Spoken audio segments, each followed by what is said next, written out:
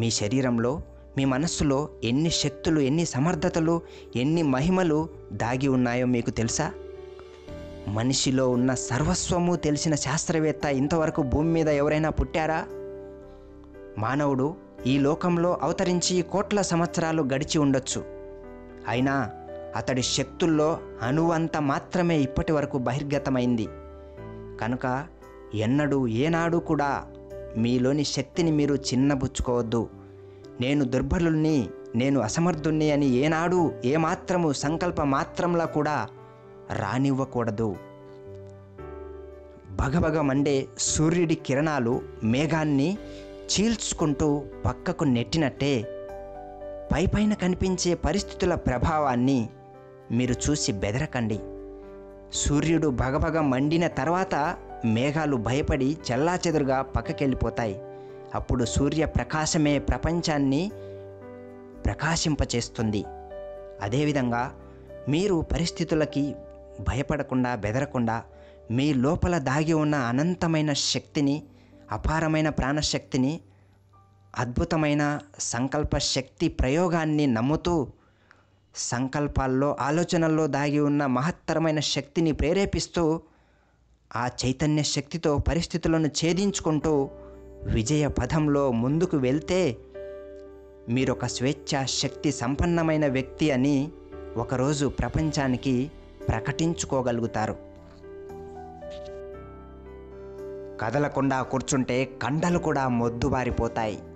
నువ్వు కదలటం లేదు అని కాలం నిన్ను పక్కకు నెట్టేసి ముందుకెళ్తుంది. ప్రకృతిలో కూడా ప్రతి అణువు నిత్యం కదులుతూనే ఉంది అని నువ్వు గమనించటం లేదా?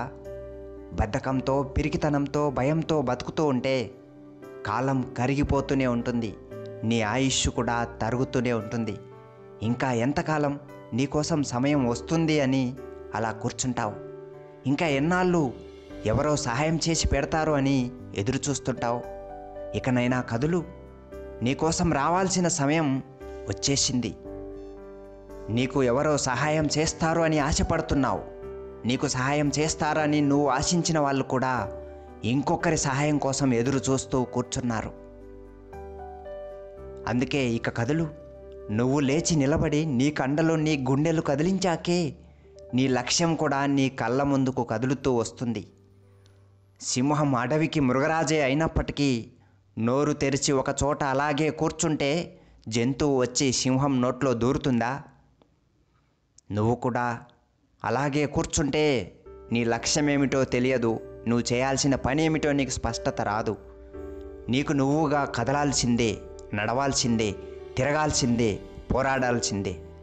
నీకోసం నువ్వు తప్ప ఇంకెవరు పోరాడరు, పోరాడలేరు అని గమనించు. నీలోని ఆత్మబలాన్ని, నీలోని గుండె ధైర్యాన్ని నువ్వు నమ్మినప్పుడు, నీ మానసిక శక్తిని, నీ శారీరక శక్తిని నువ్వు వాడినప్పుడు ఈరోజు కంటే రేపు, రేపటి కంటే ఎల్లుండి జీవితాన్ని తప్పకుండా ముందుకు నడిపించగలుగుతావు. నీ బాధ్యత నీ మీదే ఉంది అని నిత్యమైన సత్యాన్ని హృదయానికి నమ్మించు. నీకు ఏ రంగం కావాలో ఆ రంగంలో నువ్వు కృషి చేసుకో. ఎంత సంపద కావాలో శ్రద్ధను, శక్తిని ప్రయోగిస్తే నీకు తప్పక అది లభించి తీరుతుంది.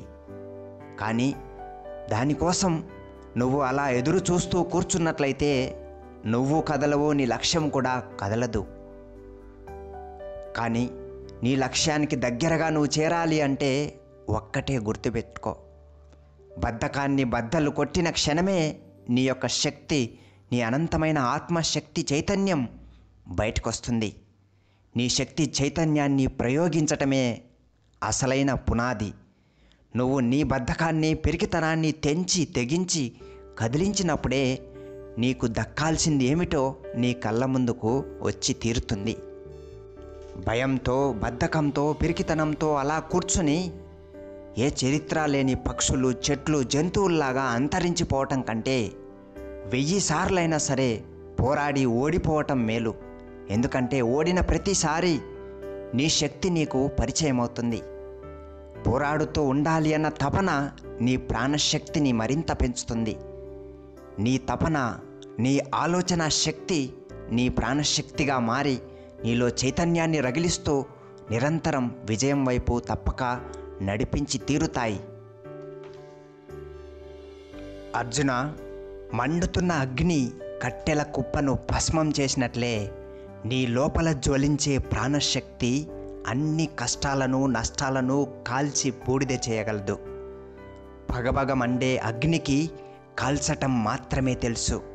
అగ్ని లేనప్పుడే చీకటి ముసురుకుంటుంది, వెలుగు లేనప్పుడే మేఘాలు కమ్ముకుంటాయి. ప్రబలమైన ప్రచండమైన నీ ఆత్మశక్తిని నీకు నువ్వే చైతన్యంగా చురుగ్గా అనుభూతి చెందటం మొదలుపెట్టినప్పుడు అన్ని రకాల భయాలు బాధలు గాలిలో కొట్టుకొని పోతాయి. సృష్టిలో అత్యంత చైతన్యవంతమైన అహం బ్రహ్మాస్మి అనేది అనంతమైన శక్తి మంత్రం. అందుకే అర్జున, అహం బ్రహ్మాస్మి అనే విశ్వశక్తి నీ లోపల దాగి ఉంది అని మనసారా విశ్వసించు. అర్జున, నువ్వు కనిపించే శత్రువులను, కనపడని కష్టాలను ఊహించుకొని అవి శక్తివంతమైనగా భావించటం మానుకో. నీలోని అసలైన అనంతమైన బ్రహ్మతత్వంతో సమానమైన ఆత్మశక్తిని బలంగా నమ్ముకో. ప్రచండమైన ప్రబలమైన నీ ఆత్మశక్తిని, ఆత్మ బలాన్ని నువ్వు ప్రబలమైన శక్తివంతమైన ఆలోచనల ప్రవాహంలాగా మార్చినట్లయితే అపారమైన ధైర్యాన్ని, అఖండమైన చైతన్యాన్ని నీలో నువ్వే సృష్టించుకోగలుగుతావు. అహం బ్రహ్మాస్మి అనేది ఒక శక్తివంతమైనటువంటి ఆయుధం. అహం బ్రహ్మాస్మి అంటే అనంతమైన విశ్వంలో నిండి ఉన్న అఖండమైన శక్తి నీలో ఉంది. ఆ అనంతమైన విశ్వశక్తి నీలోనే దాగి ఉంది అని మనసారా హృదయపూర్వకంగా నీకు నువ్వే నమ్మటాన్నే అహం బ్రహ్మాస్మి అంటారు.